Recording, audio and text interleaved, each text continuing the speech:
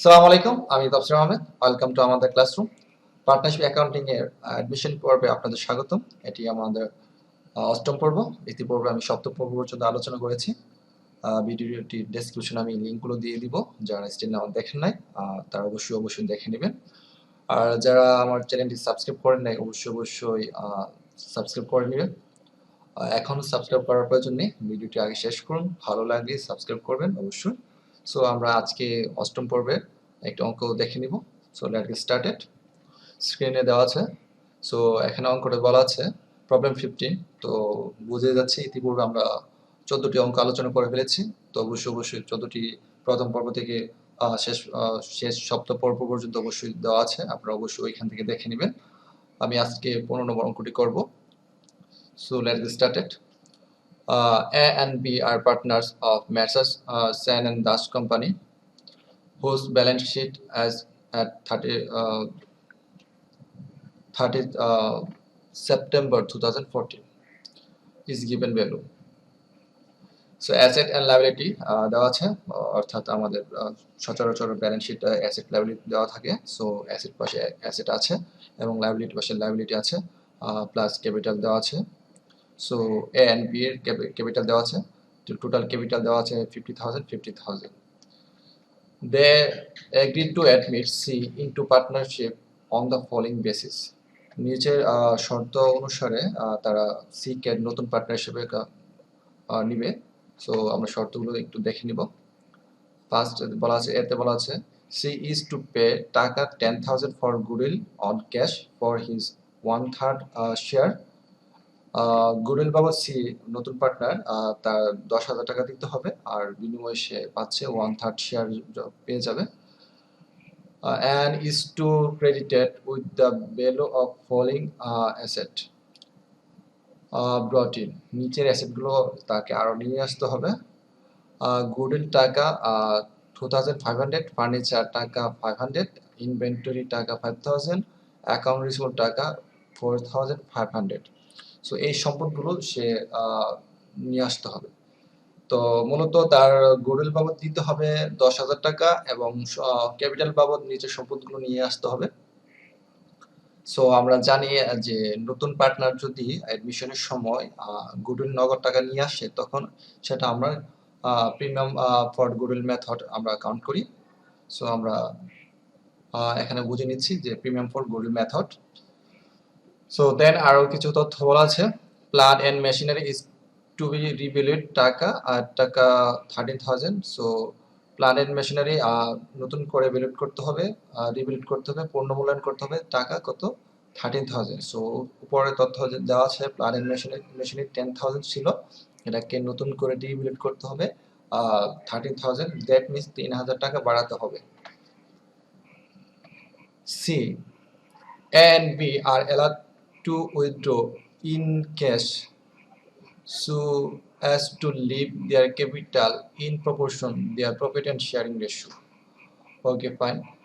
C, A এবং B তাদের টাকা উত্তোলন করতে পারবে এমনভাবে টাকা রেখে, অর্থাৎ ক্যাপিটাল রেখে, তাদের প্রফিট এন্ড রেশিও অনুপাতে ক্যাপিটাল রেখে অবশিষ্ট টাকাগুলো তুলে নিতে পারবে। অর্থাৎ নতুন ব্যবসায়ের নতুন রেশিওতে যে টাকা রাখা দরকার ওই টাকা রেখে অবশিষ্ট টাকা যদি থাকে সেগুলো উইথড্র করতে পারবে।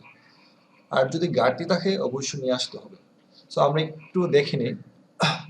প্রথমে বলা ছিল, এখানে প্রথম তথ্য, যেহেতু এখানে ওল্ড রেশিও দেওয়া নেই এ এন বি, তাহলে আমাদের একটা জিনিস ধরে নিতে হবে যে A and B equal ratio, অর্থাৎ 1:1। আশা করি বুঝতে পেরেছেন। এখন তারা সি কে অ্যাডমিট করছে, সি কে তাদের অংশ হিসেবে দিচ্ছে, সি কে দিচ্ছে 1/3, অর্থাৎ 3/1।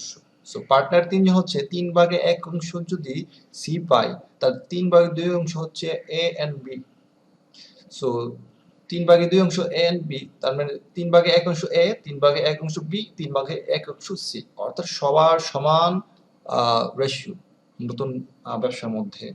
তো সমান রেশিও যদি হয়, সো সি কি পরিমাণ ক্যাপিটাল রাখতেছে সেটা দেখতে হবে। সি যত টাকা ক্যাপিটাল রাখে, এ এবং বি সেই পরিমাণ ক্যাপিটাল রাখতে হবে।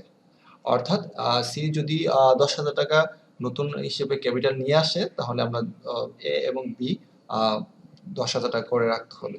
সো আমরা একটু দেখি সি ক্রেডিটেড কি করতে হবে। গুডউইল 2,500, ফার্নিচার 500, 3,000, ইনভেন্টরি 5,000, 8,000 হয়েছে এবং অ্যাকাউন্ট রিসিভেবল হচ্ছে 4,500।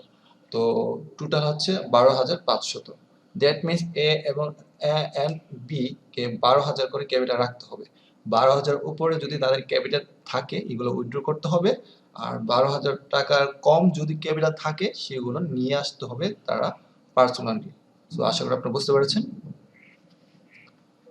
এই কথাই এখানে বলা হয়েছে যে A and B are allowed to withdraw, মানে তাদেরকে অনুমোদন দেওয়া হয়েছে উত্তোলন করার জন্য in cash so as to leave their capital, আর মানে capital in proportion their profit and ratio, অর্থাৎ তাদের মুনাফা অনুপাতের আনুপাতিক হারে ক্যাপিটাল রেখে অতিরিক্ত টাকাটা উত্তোলন করতে পারবে। এখন রেকমেন্ডেশন কি চেয়েছে, show the related account and balance sheet as on the date, অর্থাৎ যে ডেট দেওয়া আছে ওই ডেটে একটা আমাদের রিলেটেড অ্যাকাউন্ট করতে হবে এবং ব্যালেন্স শিট করতে হবে। সো আমাদের প্রথমে অ্যাকাউন্ট করার আগে আমাদের জানার দরকার আছে, জার্নালগুলো আমরা করবো, দেন রিলেটেড অ্যাকাউন্ট করবো, আমরা লেজার করবো, দেন ব্যালেন্স শিট দেখাবো। সো নিউ রেশিও হবে আমাদের, যেহেতু আমরা অলরেডি কথা বলে ফেলেছি যে নিউ রেশিও হবে 1:1:1, অর্থাৎ 3/1 A, 3/1 B, 3/1 C, 1/3, 1/3, 1/3। New capital maintain as per new ratio, new ratio অনুসারে মেনটেন করতে হবে। So A and B maintain টাকা 12,500 ইন দ্য নিউ ফার্ম, নতুন ফার্মে এ এন্ড বি 12,000 টাকা করে রাখতে হবে তাদের ক্যাপিটাল।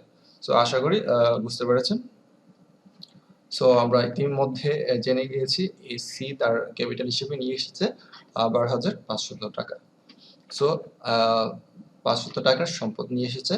সো আমাদের এ এন্ড বি সি এর সম পরিমাণ ক্যাপিটাল রাখতে হবে, যেহেতু নতুন ফার্মের অনুসারে করতে হবে।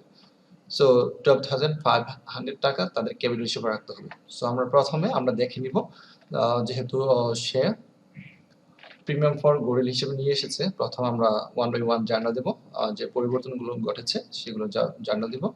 তো প্রথমে আমরা জার্নাল দিব সি ইজ টু পে টাকা 10,000 for goodwill on cash.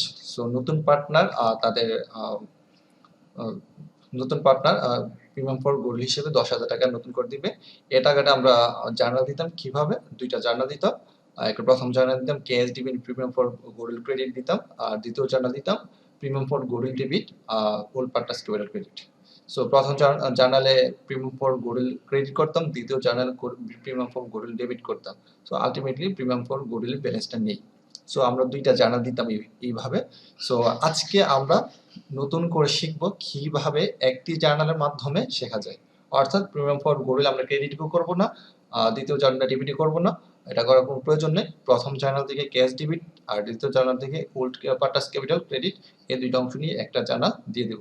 So let's get started. আমরা কিভাবে করব, so cash debit 10,000, A's capital credit, B's capital credit 5,000, 5,000। আশা করি বুঝতে পেরেছেন।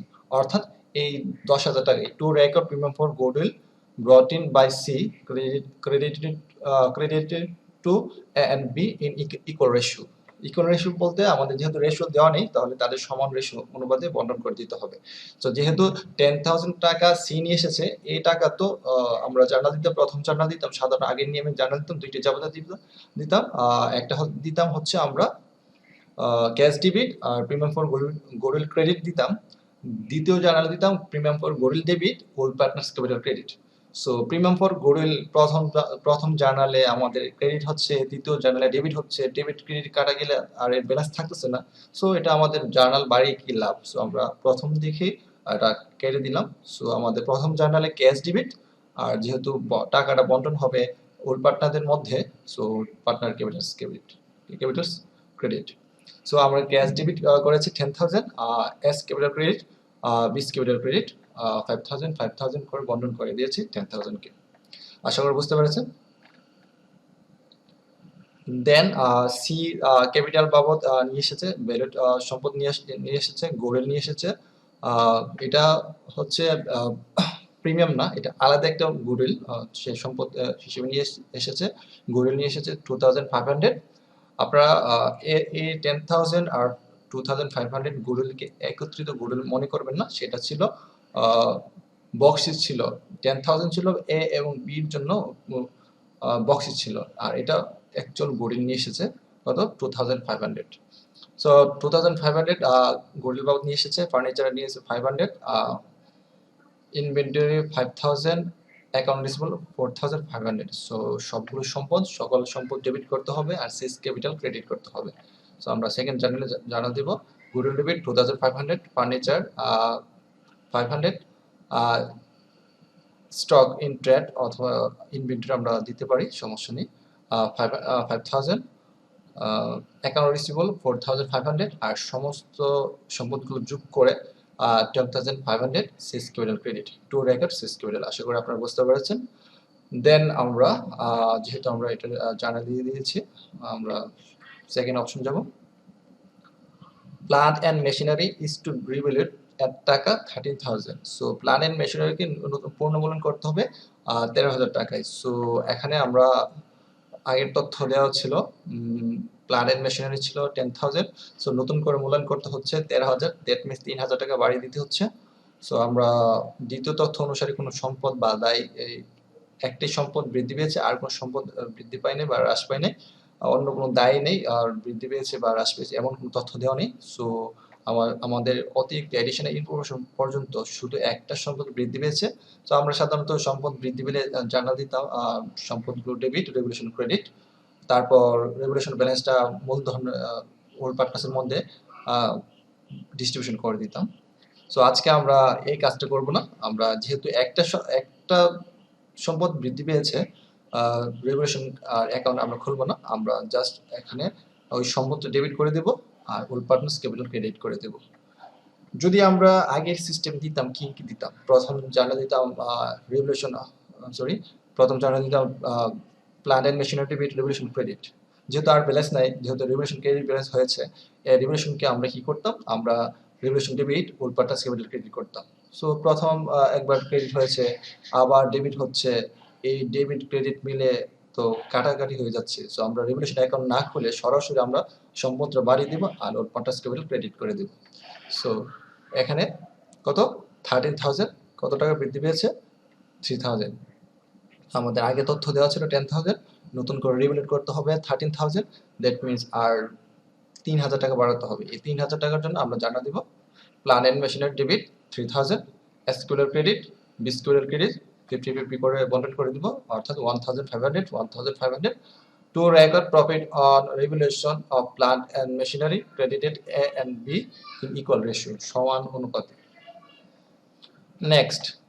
নেক্সট হচ্ছে যেহেতু আমাদের এ এন্ড বি তথ্য অনুসারে আমরা জানা দিয়ে দিয়েছি, এখন সি তে বলা হয়েছে এ এবং বি তাদের ক্যাপিটাল উত্তোলন করতে পারবে, তাদের ক্যাপিটাল নতুন রেশিও অনুপাতে ক্যাপিটাল রেখে অপোজিট ক্যাপিটাল যদি থাকে উত্তোলন করতে পারবে। সো এটা আমরা এখন না, আমরা এখানে একটা আমি জানা দিয়েছি, কিন্তু এই জানাটা কিভাবে এসেছে আমরা পরে দিচ্ছি।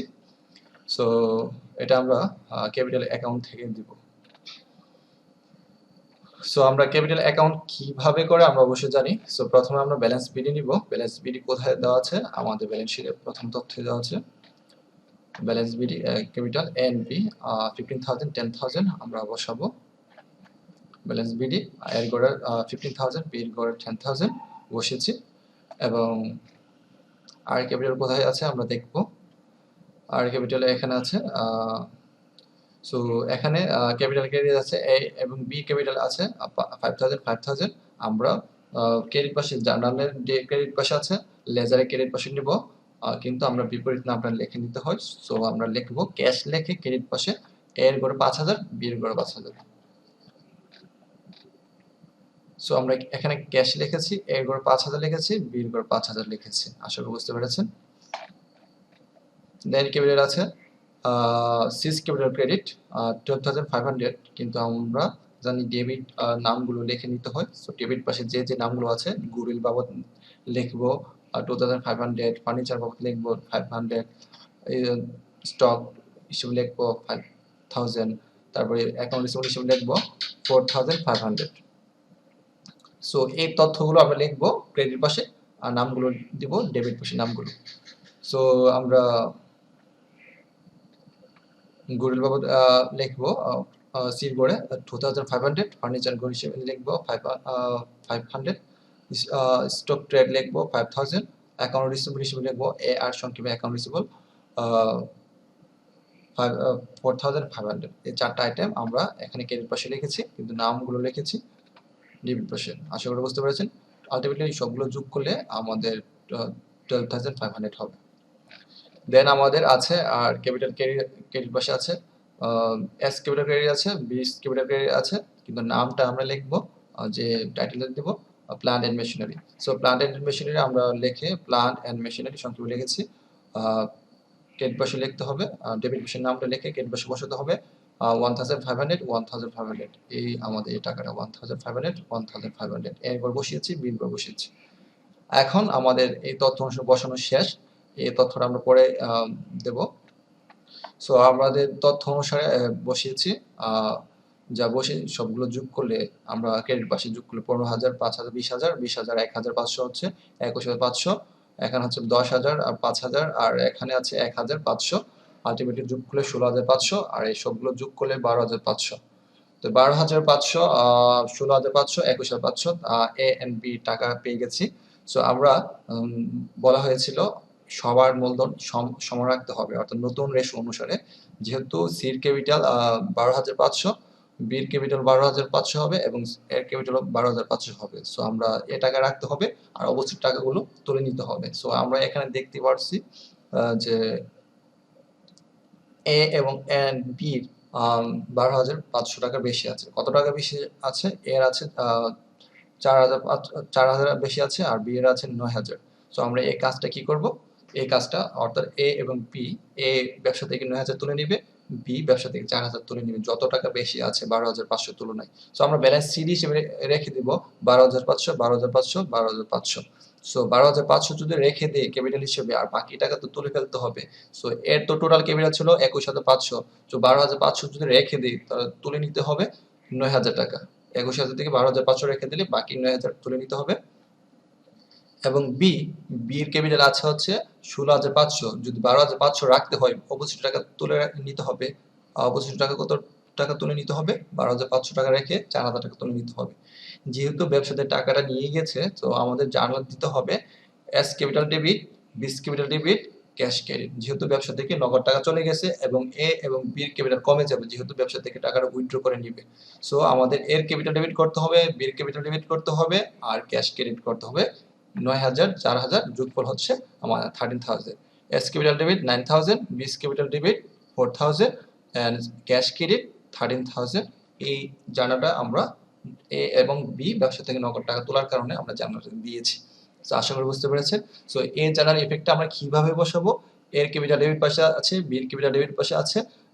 এখন আমরা ডেবিট পাশে লিখবো লেজারে, কিন্তু বিপরীত নাম ইউজ করতে হবে ক্যাপিটাল। সো আমরা ক্যাশ ইউজ করতে হবে। সো ক্যাশ লিখে আমি এর গড় বসিয়েছি 9000, বির গড় বসিয়েছি 4000, যে তথ্যটা আমাদের দেওয়া ছিল।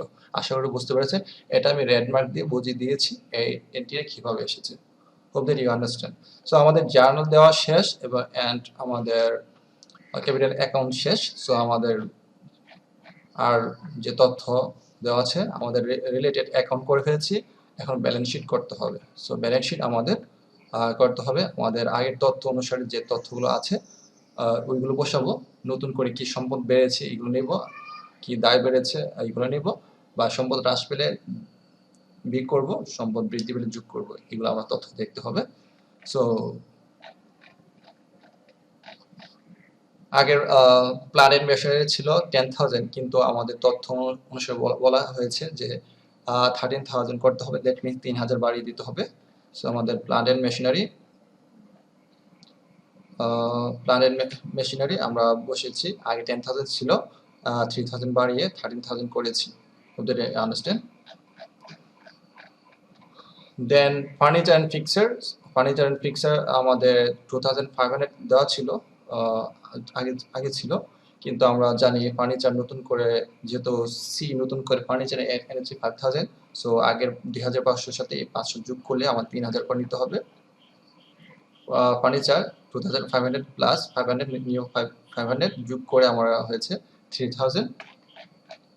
দেন আমাদের আগের অ্যাকাউন্ট রিসিভ ছিল 8000, আর অ্যাকাউন্ট রিসিভ নতুন করে এসেছে আমাদের বেড়েছে 4500, সো আমাদের 12500 হয়ে যাবে।